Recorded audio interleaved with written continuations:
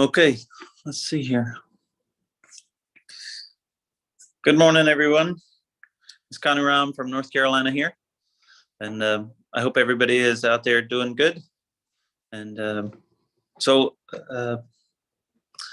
time ago, maybe a month ago, Padmanabha Swami asked me if I could give class for another month. And I knew that I was going to be busy. But anytime he asks, I feel obligated to say yes. I feel like it's a good challenge, and I feel like it's something that can be good for me. So I try to take advantage of that opportunity, even though there may not be sufficient time to be totally prepared for such a thing. And then I wasn't aware of like a good topic, and he suggested that I speak on Lord Ram's pastimes. I think that on the 10th is Ram Nomi. So he suggested, well, why don't you speak on the Ramayana? I thought, well, that sounds, that doesn't sound so good, because I'd never read the Ramayana. I only read the story of Lord Ram from Srimad Bhagavatam. And that was probably like at least 7 or 8 years ago when I was reading that section of the Srimad Bhagavatam. So fortunately, I asked Madan and Priya if I could borrow their copy of Ramayana, and they were kind enough to let me use their copy. So I'm really just getting started with understanding like what Lord Ram and Sita and all the characters there are all about. So today I'm gonna mostly give like an introduction to the topic. And hopefully I'm going to touch on some of the themes that Guru Maharaj was talking about when he was here. He was here in North Carolina. He left about a week ago and returned to Odarya. But he was here for 2 weeks. So that was really nice. We got to do a lot of service, and we got to host Omkar and Gayatri here at our house, and go and attend all of those programs and hear the lectures and be part of the kirtan and everything. So that was super good. So anyway, we'll open with some benediction prayers. Om Jnana Timirandasya Gananjana Salakaya Chakshur Militam Jaina Tasmai Shri Gurave Namaha Siddhanto Palasara Nitya Rasikam Hamsam Vilasatmakam Odaryakya Sudama Sevakadanam Vishramba Bhakti Pradam Yacha Yukti Vichakshanam Tvagavido Vasista Satya Sada Vandeham Tripurari Namakayatim Sri Bhakti Vedantinam Jai Sri Krishna Chaitanya Sri Krishna Chaitanya. I get so nervous. Excuse me. Yes. No, Prabhu Nityananda. Thank you. Prabhu Nityananda, Sri Advaita, Gadadhar, Srivasadi, Gaura Bhaktivinoda, Hare Krishna, Krishna Krishna, Hare Hare, Hare Rama, Rama Rama, Hare Hare. Thank you, Sakirati. I appreciate that. I get so caught up. My nerves get me when I'm giving class. So anyway, we'll launch into some of the story about Lord Ramachandra. And so we'll speak about it, just about the philosophical concept of like the avatar. So Guru Maharaj talked about what it is for the Lord to appear in the world, and he talked about it in a new way. He was talking about the allegorical avatars, and I'm still not certain like what he's talking about. I asked a question about it. I'm still not certain what that means, but I wanted to talk about this concept of the avatar. I was thinking about if you look at religion around the world,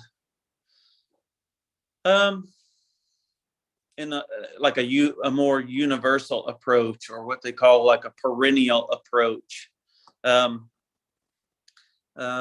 You have a lot of different spiritual groups, and you have a lot of different prophets and some different saints and some I don't know, people have different conceptions of God all around the world.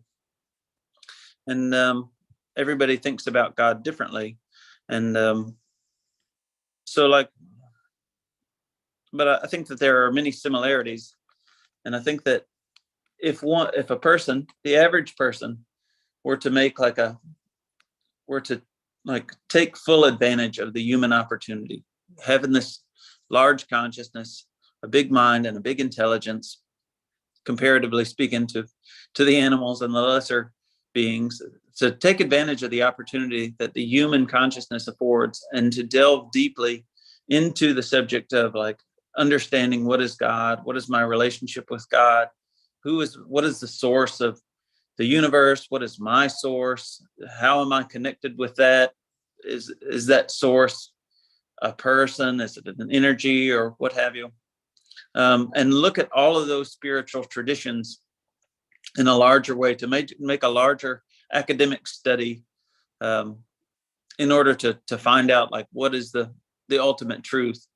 I think that when they could study, like Christianity and Buddhism and Islam and Hinduism and Rasta and I don't know, Seventh-day Adventists, or like all of these things, if they were to approach it in a universal way, in a comprehensive way, that when they got to like the study of Hinduism and the study of Gaudiya Vaishnavism, then they would really see that one of our unique contributions is having so very much information about the nature of God.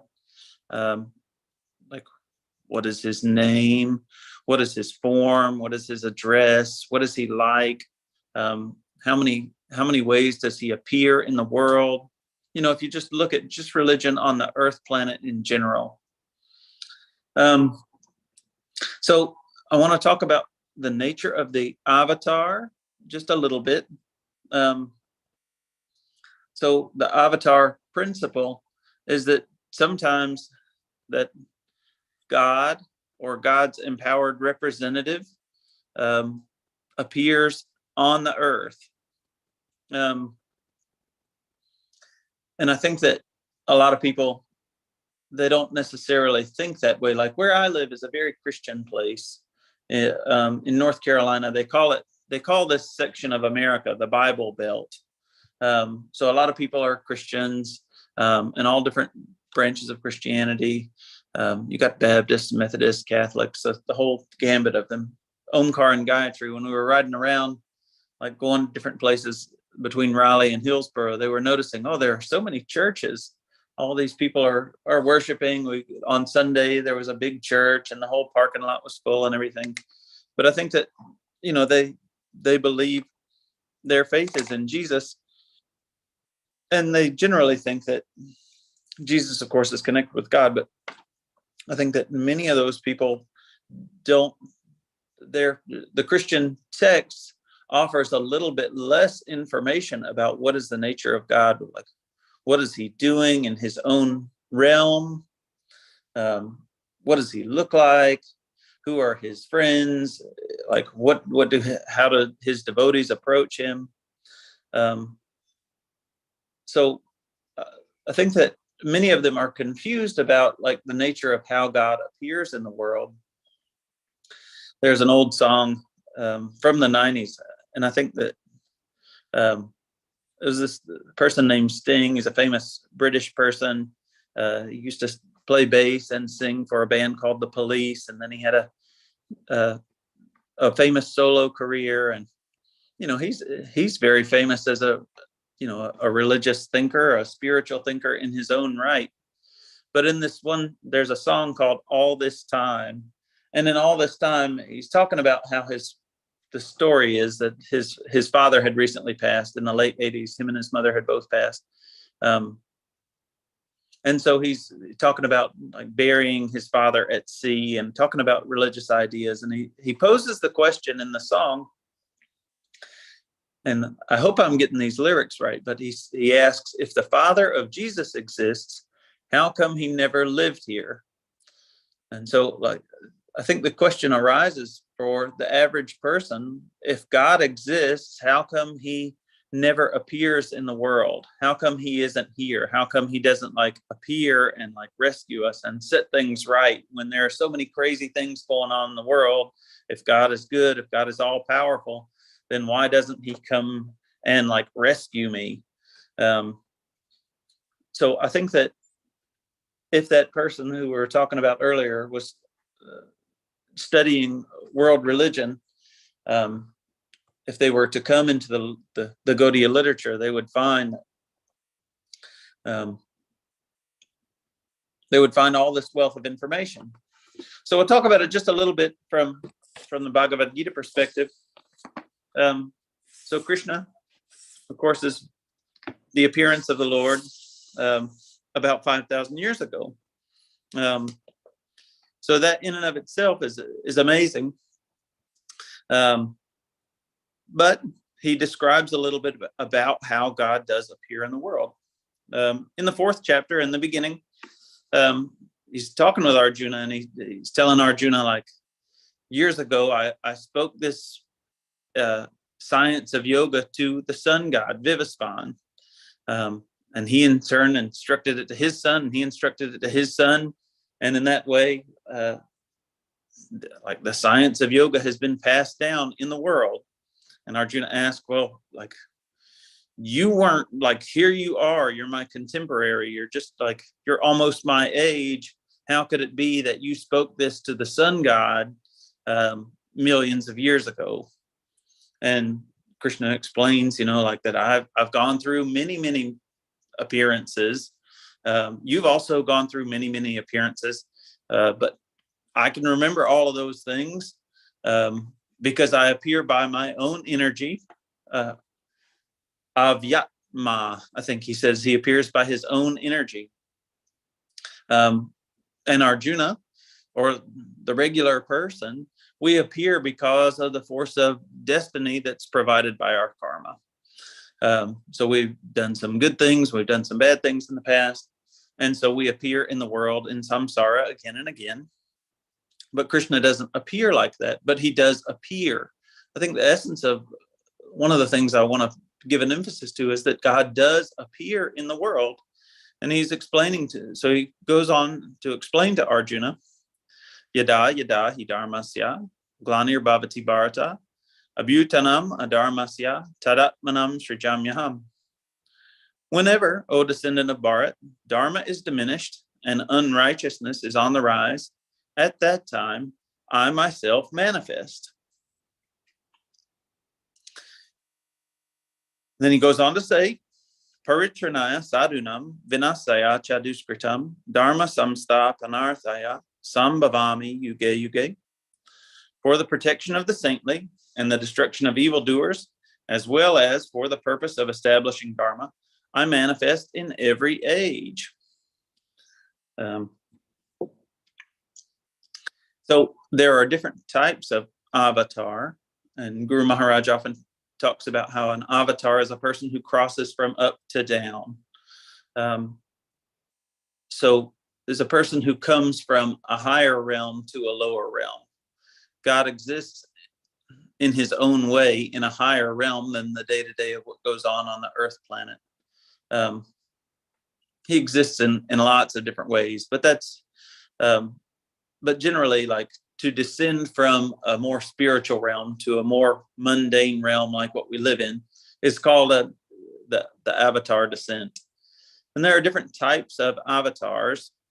And I'm not an expert about the nature of all of these avatars, but I know that Guru Maharaj sometimes talks about all of these things, and he's talking about it. He talked about it quite a bit while he was in North Carolina. He made mention of it several times. So you have the guna avatars, which are generally thought like the gunas are like the qualities of the way the modes of nature operate within the world. So you have the mode of nature. The three modes of nature are like goodness, where a person is like religious and dharmic. They have good qualities and they're pious and they have a strong moral ethic. And then you have like the mode of passion, which is like ambition and climbing the ladder and trying to like make a name for yourself in the world and make a lot of progress, like financially or professionally even. And then you have like the mode of ignorance, which, you're tend to do a lot of sleeping, or maybe you're into intoxicants or putting off things which are important, putting off the things you're going to do. So those three modes of nature have a corresponding deity. Those are called the Guna Avatars. So the Lord Vishnu is the Guna Avatar for the mode of goodness. He's maintaining everything. He's full of virtue. He's religious, pious. He is all of those things in a superlative way. And then you have Lord Brahma. He is the Guna Avatar for the mode of passion, and he's creating the world, and he's taken all these ingredients of the material atmosphere, and he's combining those things together, and he's creating. He's putting it all together and making it all happen. And then you've got Lord Shiva, who's a Guna Avatar. He's the Guna Avatar for the mode of ignorance. So he's in charge of destruction. At the end of when the time comes for a world to end, a universe to end, then Lord Shiva is there directing the destruction of all of that whole world. You also have Yuga Avatars. So if you think about like where Gargamuni is giving Krishna a name in the cowshed of Nanda Maharaj in Braja, he's talking about how the Lord appears in several different yugas. So we live in the Kali Yuga, and then we have a Kali Yuga avatar, and our particular Kali Yuga avatar is extra special because it's Lord Chaitanya in the mood of a devotee. And of course, there are lots of Kali Yugas that repeat in a cycle, and we're very fortunate because we live in a really special Kali Yuga. But then you have, like Gargamuni was saying, like about Krishna, that this child is really special, and he appears in a blackish complexion, and he appears in the other three yugas as well, and he appears in a red complexion, a white complexion, a yellow complexion. So you have Yuga avatars, and then you have Leela avatars. So you have Krishna appearing, his empowered representatives appearing just for the sake of these pastimes, for delivering the pious and annihilating the miscreants. And so Lord Ram he's one of the avatars of Krishna, and he appeared a long time ago in another age, and so he's the appearance of God in the world. So in answer to Sting's question, we as Gaudiya Vaishnavas say that the Father of Jesus does exist, and he does appear. He does appear in the world, and he describes it himself at length in Bhagavad Gita and in other places about the nature of his appearance and activities. And of course, the next verse from Bhagavad Gita: one who understands the nature of his appearance and his activities in the world, he's not reborn, but he goes to that realm where the avatar comes from. So I just wanted to talk about that just for a little bit, just as a more universal type approach to where Gaudiya Vaishnavism sits on the world religion stage. So what the story of Lord Ramacandra comes to us from a person named Valmiki. And when Padmanabha Swami asked me to speak about Ramayana, all I really knew was this, the name of the author. That's all I really know in detail. I know a little bit about, like Ram and Sita and Lakshman and Hanuman. But I didn't know anything about like all the details enough to give like an interesting class. So this person, Valmiki, is who this story comes to us from. So we want to describe him a little bit. So Valmiki is was actually born as the son of some Brahmins, and he's actually born the son of like a rishi. He's a person who's the son of a sage, but somehow or another he got separated from his parents, and so he was separated from those parents. He wasn't raised as a Brahmin. He was actually raised by some hunters. So he grew up learning how to hunt and how to use a bow and learning how to kill animals. And then by the force of his karma, when he became an adult, he basically became a bandit or a robber. What in India, I think they call it a dacoit. So this person, Ratnakar, he used to rob these people by the force of his circumstance, by the force of his karma. That was the position that he was in.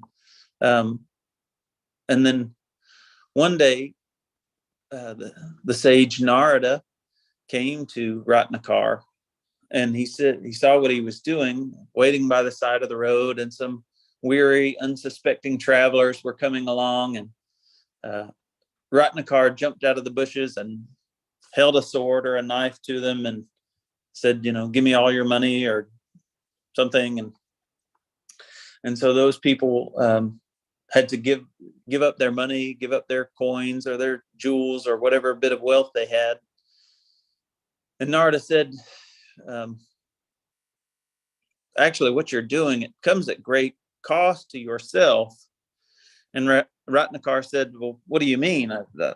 I really didn't have to do very much. I just had to work for a few minutes. I threatened those people, and all, like, for the price of this sword, now I'm collecting money. I only have to work a few minutes in order to rob all these people and take from them. What do you mean it comes at great personal cost to myself? And Narada explained like that the nature of taking from the environment means that you also owe to the environment.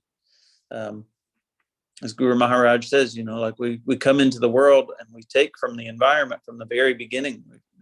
From our very first breath, we begin to take from this environment. And so we become indebted to all the different persons who make the different things happen in our environment. The sunshine, the rain, and the wind, and the person that built this house, and the trees that were cut to make the wood, and the stone that was taken from the environment to make the foundation. All these things we're taking from the environment, and so we become indebted. And Guru Maharaj often says, I owe, so off to work I go. And that's the nature of karma.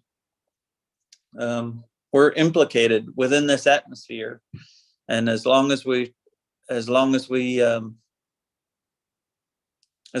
taking from the environment, as long as we believe that connecting with the senses, with the sense objects, as long as that's the main focus, our main agenda in life, and until we become knowledgeable about what our real position is, we remain implicated in the pursuit of like acquisition as a way to become happy. So Narada explained that philosophy to Ratnakar, and he said, Ratnakar, what you should do is you should stop robbing these people, and you should try to devote your life by chanting Ram, Ram, Ram. It's one of the names of God, Ram. And by chanting these names of God, your life will go in a different trajectory. You'll go in a different, you can start on a different path. You can be on a new career path for the low price of dedicating your time and energy to chanting this holy name. And Ratnakar was a little bit wise, and he said that I've been on this particular trajectory for a long time. My trajectory has been to take from these people, and in a cruel and hurtful and traumatic way that was very frightening, very difficult for them.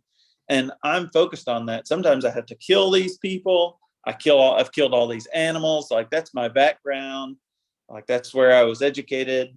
And like, that's been my trajectory for a long time. And now you're asking me to change my trajectory and like make a big turn. And you're asking me to like sit down, sit still, and chant this powerful name of God. I don't think I'm going to be able to do that. So Guru Maharaj was talking like this while he was here, and he was talking about how it's a big step, and it takes the direction of a guru for one to help change their trajectory. And we have to change that in a well-guided and down-to-earth way, because ourselves also are similar to this Ratnakar. Not that we're like bandits or dacoits, or we like intentionally hurt people for the sake of making money, but like we've been on this path of samsara for many, many lifetimes, for eternity, basically. And we have a trajectory of like thinking of ourselves as materialists. And so we have to be a little bit cautious. Let's see.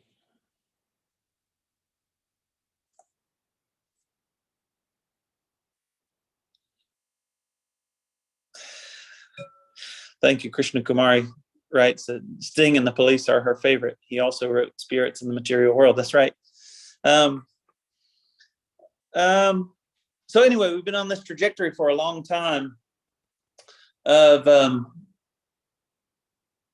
thinking that, like we have all these different ideas about how we're the center, basically. And that we understand intellectually that God is the center and I'm on the periphery. And by the periphery serving the center, then my life can become happy. It can become meaningful. It can be full of purpose. It can be full of purpose for eternity. But it's a big change in trajectory to go from this path of being a materialist to the path of being a spiritualist. I'll give you a mundane example. I live in the capital city of North Carolina. It's called Raleigh. And several years ago, I work as a paramedic.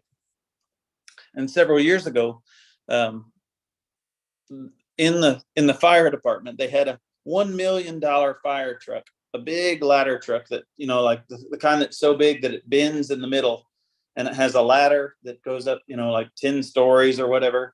And so they're driving this fire truck, to a fire or to an emergency, and they're going really fast. And then they try to change trajectory and make a left turn. And so they try to make this left, and they did it too fast, and they turned over $1 million truck. So Guru Maharaj was sort of given some emphasis to the nature of like making a careful transition from being a materialist to being a spiritualist. And it's something that I think all of us sort of wrestle with in a lot of different ways. How am I going to relate with the other people who are in my life who aren't devotees? How do I communicate with my parents, and how do I communicate with my friends, and how do I interact with all of these people at my job, for instance, who aren't devotees? And how do I transition my own life from like a life of like acquisition as happiness to a life of like surrender and sharanagati, and like chanting and like philosophy and Harinam are now my new trajectory. And so we have to do that with some guidance and some like careful balance and integration. And Guru Maharaj has talked about it. Padmanabha Swami has given a lot of lectures about the way that we should integrate our human life, our humanity, our I don't want to call it mundane, but our practical life into our spiritual life, and to realize that those things are all right. it's okay to have a human experience and to be a Krishna devotee. So that's something that, as progressive devotees, we want to give some focus to. So I just want to talk about that just for a little bit, because this person Ratnakar makes this point. I don't think I'm going to just be able to change my trajectory of being this killer and a bandit and a thief to being a devotee. I'm going to have to shift gears. You're asking me for this big switch. So of course Narada, he says, well, rather than chanting Ram, you can chant Mara, Mara, Mara, and Mara means death. And so Ratnakar begins to sit down and he's chanting Mara, Mara, Mara, Mara, Maram, and of course eventually it becomes Rama, Rama, Rama, and so he became so focused in chanting this Mara, Mara, Mara that he became quite a meditator, a profound meditator. Actually, according to the story, Ratnakar sat down and he chanted in such a still, completely focused way, like without being distracted by anything, to the point he was so very focused that ants came and started to build their ant hill up around his body. And so he's sitting there chanting, and these ants are gradually bringing all this dirt and making some tunnels and laying their eggs and getting food and everything, to the point where Ratnakar becomes an ant hill. And so Narada came back, and here's Ratnakar chanting, and he's surrounded by these ants. And so he brushes the ants off and gets Ratnakar up out of the anthill, and of course he gets a new name, which is Valmiki, which means ant hill. So Valmiki got set on a new trajectory by a very wise guru who gave him some very good information about chanting the holy name, and introduced him to that way. Introduced him to that chanting in such a way that he was able to take advantage of it, even from his own rather low position. So the holy name comes to us in a similar way, and it's also transformed our lives. It's transforming us also. So let's see where we are. So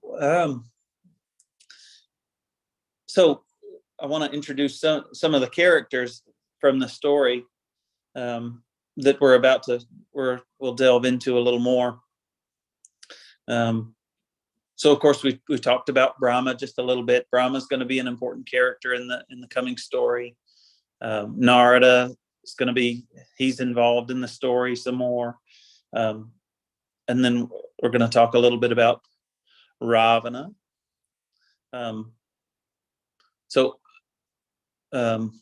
Ravana, of course, is the powerful demon. He's the antagonist in our story. And if you're going to talk about Ravana, you can really reach back into the history of Srimad Bhagavatam to Jai and Vijay. So you have the four Kumaras. It's a very beautiful description about how they're entering into the kingdom of God. And the four Kumaras, they hadn't been devotees. They were very advanced persons, but they were not bhaktas. And so they make it as far as the gate to the spiritual world, and they're met there by the Peter and Paul of Gaudiya Vaishnavism, Jai and Vijay, and they say, well, we'd like to come in and check out what's going on here. Just the path leading up to this place is tremendous. We'd like to come in and check the place out. And they say, well, no, you guys can't come in here. And there's a very beautiful exchange. I was trying to find the verse. There's a verse that I always think about, like about the Kumaras trying to enter there. Maybe I'll find it for next week. But it talks about, like, how a seed of enmity, how has this seed of enmity been sown in this field of love, field of whatever it is. I'll have to look it up. So anyway, they don't get to come in. The four Kumaras get angry with Jai and Vijay. They curse them, and then Lord Vishnu himself comes out, and Lord Vishnu says, well, whatever's happened, that's my responsibility, and this curse will come to fruition. That's there's a special power in the words of a Brahmin, and we'll see that again and again in this story of the Ramayana,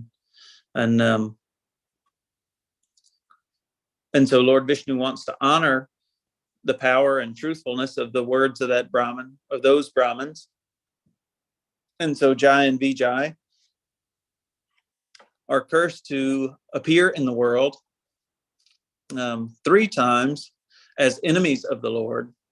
And so this appearance of Jai and Vijay is the story of Ravana and Kumbhakarna. So they appear as the enemies of Lord Ramacandra. So this Ravana, he's a huge demon with 10 heads, and we meet this particular villain of the story as he's out touring the world. He's out touring different planets, he's touring different places, and he's looking for some people to fight, and he's looking for some women to go back, to take back to Lanka and join his harem. So he's going around on the chariot of the treasure among the demigods, Kuvera, and this it's a beautiful vimana called the Pushpaka, like a flower airplane, and it's a very beautiful chariot, and it has a amazing power because it moves with the will of Ravana's mind, and he's flying around and he's directing this. And Ravana, of course, looks very beautiful. He has a large blackish body and a fearsome face with long pointed ears and rows of sharp fangs. He's got a beautiful armor and beautiful golden ornaments, and he has a whole army, and they look similar. And his army, they have swords and spears and maces and bludgeons, and they look fearsome, and they have different types of heads of animals and whatnot, and they're also riding around on these celestial type airplanes, and so they're going around and they're trying to find some gods to fight with, and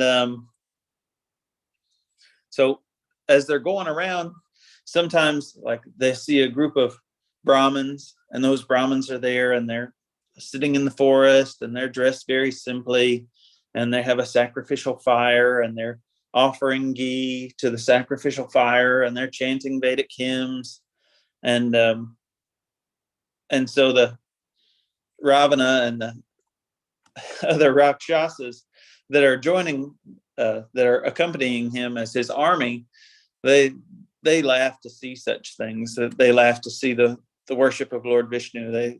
They scoff at the appreciation of Krishna, and they don't understand that these rishis, they understand that their position on the periphery, and they're worshiping the center. And the Rakshasas and Ravana, they think, well, I am the center. I'm the center of all of this, and you're pouring ghee on this sacrificial fire. This is just silly.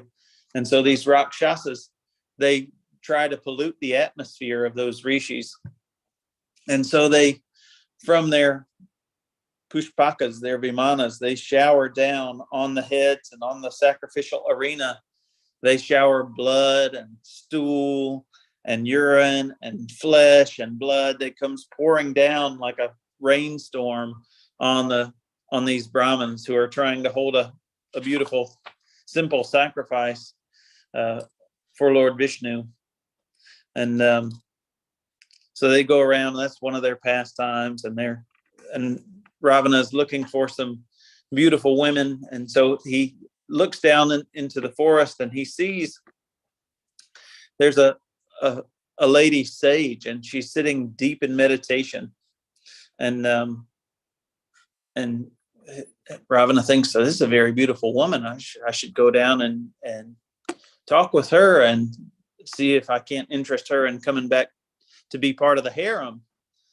And so Ravana asks the other Rakshasas to wait there in the sky. Ravana descends on his beautiful Pushpaka flower airplane, and he says, hey there, beautiful sage girl, and makes his advances on her. And he grabs her by the arm, and she says, that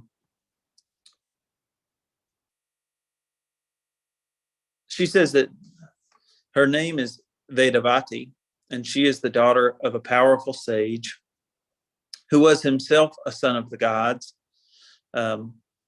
their preceptor Brihaspati. And looking down in shyness, she said, I was born as an incarnation of the holy Vedas. My father was sought by numerous gods and other celestial beings who wished to have my hand in marriage. However, none but Vishnu, the Lord of all the worlds, can be my spouse. Thus, I am seated here, absorbed in the thought of the Lord and awaiting his favor. Vedavati had been meditating there for thousands of years. And Ravana simply laughed at her. And he thought, but this is a really beautiful, special woman. I'm not going to just leave her behind. And she had invoked the name of Vishnu, which infuriated Ravana. He's already angry with Vishnu. He's heard about Vishnu. And so Ravana says to her, your resolution to practice austerity befits only old women, O lady of shapely limbs. Why do you waste your fleeting youth in this way? I am Ravana, lord of the Rakshasas, the very mighty race of ogres. Become my wife and live with me in my capital Lanka, the golden city I forcibly seized from the gods. Who is this Vishnu anyway? So Ravana makes further advances and tries to convince her that she should be one of his wives. And Vedavati becomes angry and rebukes him and says, you should leave here for your own good. You should leave me alone, lest he inspire the anger of the supreme deity Vishnu. So Ravana makes further advances, and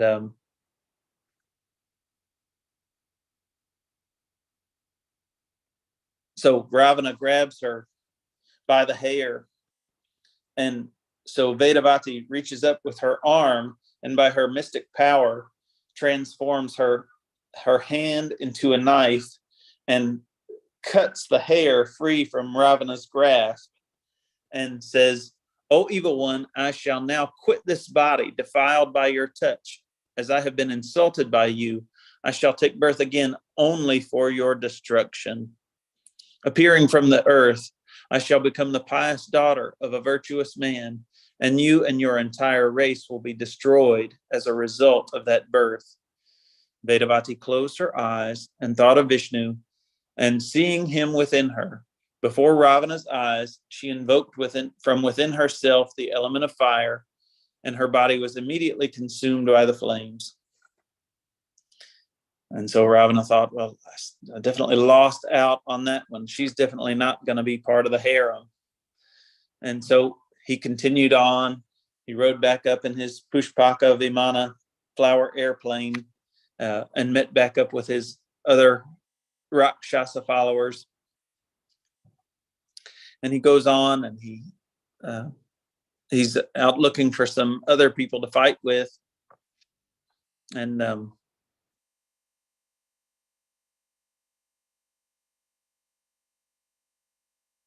so he goes and he meets Lord Shiva. And of course, he he meets Nandi on the way, and he's heard about Lord Shiva, and Lord Shiva is and so, of course, let me just read just a little bit. I've got just a few minutes here, and we'll continue to discuss our villain for a few moments.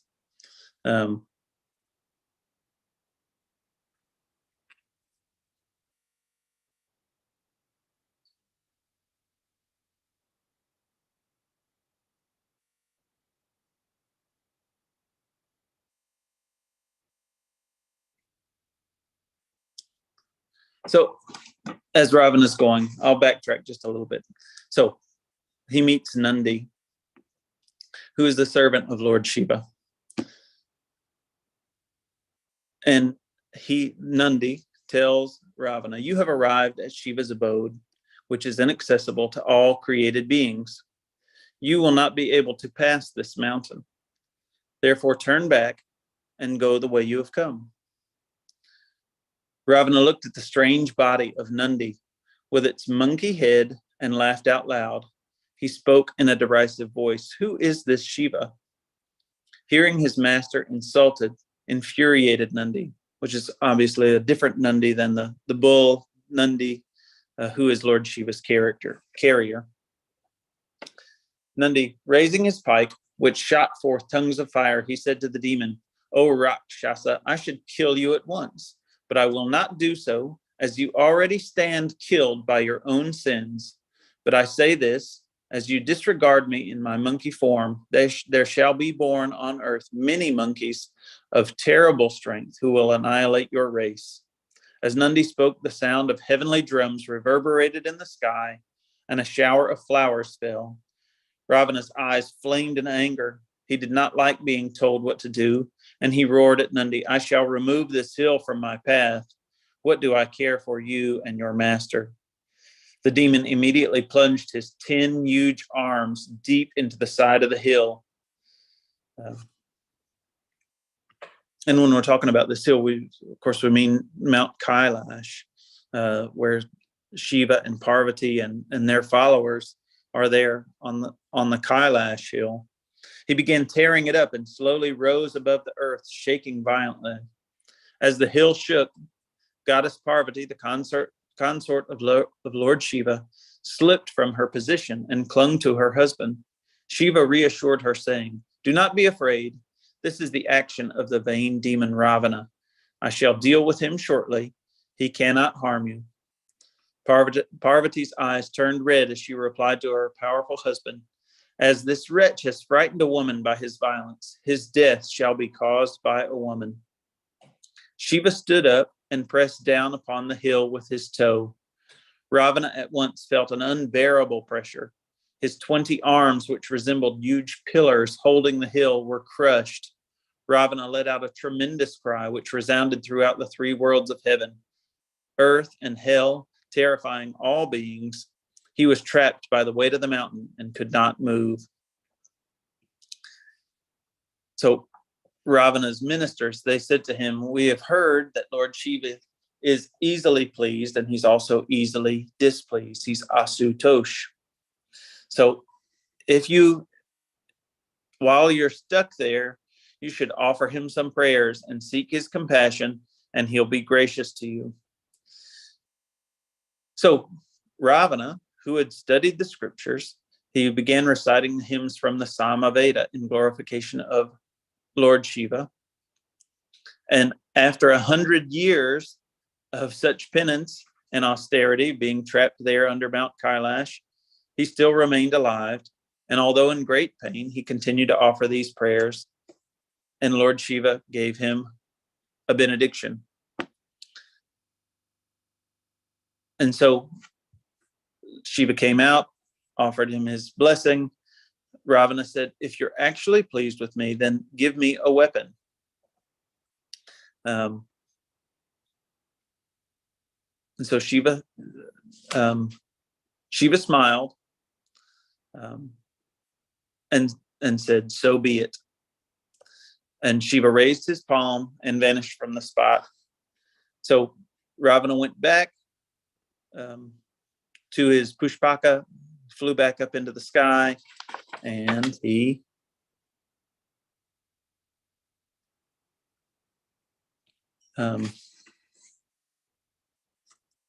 received some special weapon. And then he goes, I'm not sure exactly where that's going to come in. I read this the other day, but I'm not certain exactly what happened. So Ravana continued on, and he got in a fight with some humans. And Ravana, of course, is not concerned about any humans. He had received a benediction years ago from Lord Brahma that he would not be killed by any humans or any animals. And so Ravana felt like he could go and fight with just any humans or anybody, all of the gods. I'm sorry. I'm sorry. I'm telling you wrong.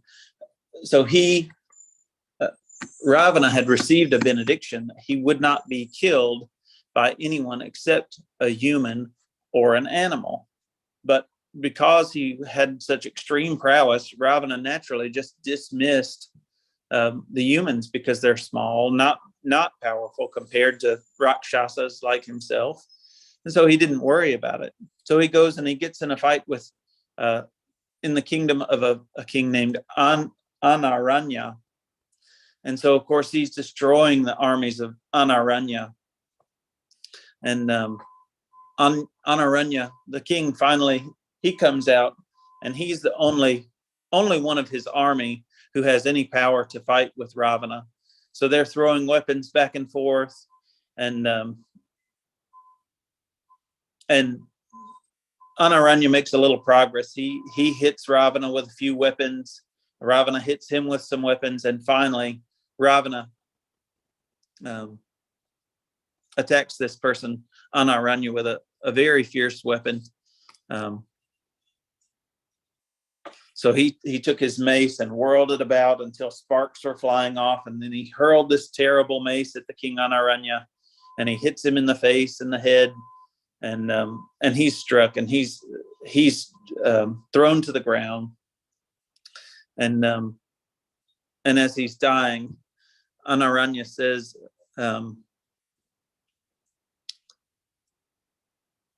let's see. So Anaranya had practiced his mystic power for a long time, and he didn't want to waste that power on someone like Ravana, but he knew that Ravana had to be checked. And so as he's dying, he knows that at least he can do something about this demon. So fixing his fading gaze on the Lord of the Rakshasas and concentrating his mind, he uttered a curse. In the very line you now deride, O Ravana, there will soon appear a king who will kill you and all of your race. As Anaranya spoke, the sound of kettle drums was heard resounding in the sky, and a shower of celestial flowers fell upon him. Heavenly voices were heard to say, "It shall be so." Having delivered his curse, the emperor slumped to the ground, his life spent before the eyes of the demon. Anaranya left his body then and there and rose up toward the heavens, his ethereal form glowing like fire. So, thank you all for listening so intently. There was just a little bit more in the course of the prologue, but I think that we'll save that for next week. And we'll talk just a little bit more about Ravana as we start next week, and then we'll go into the story a little bit more.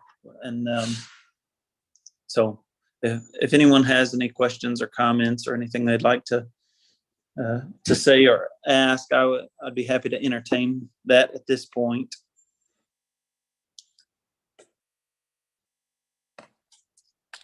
Thank you for the class. Thank you, Shamananda. Thank you guys for listening. Okay, I hope everybody has a wonderful day.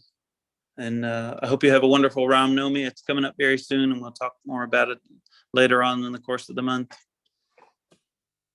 Hare Krishna. Shriman Kanurama Prabhu ki jai. Jai.